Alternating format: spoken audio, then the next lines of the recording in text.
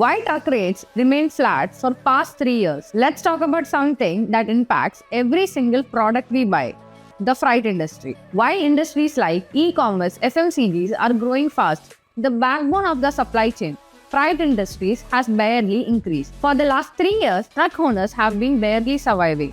If this continues, it could ripple into the entire economy. So why is it happening and how can we fix this? Let's break it down in detail. Take a look at FRH's live market rate data from last year. If a truck running from Chennai to Bangalore costed around 29,200, this year it has dropped to 27,500. Such a big drop. That's actually lower. This isn't a trend for this year. Freight rates has been flat for past 3 years. But why? Economic context.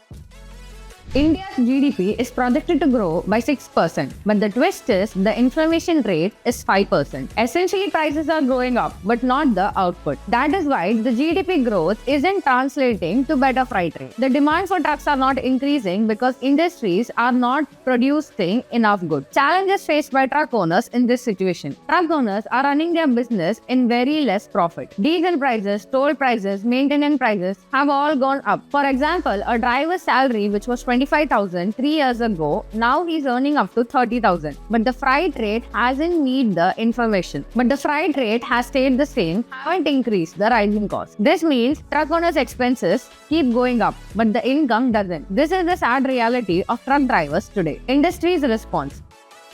Truck Association has urged the government to set minimum freight rate as a safety net to help truck drivers with their rising costs. So what's the way forward? Here are some actionable steps. First, introduce two minimum freight rates so all truck owners are paid equally. Second, boost economic growth. Increase production to raise demand in freight. Third, subsidies and support.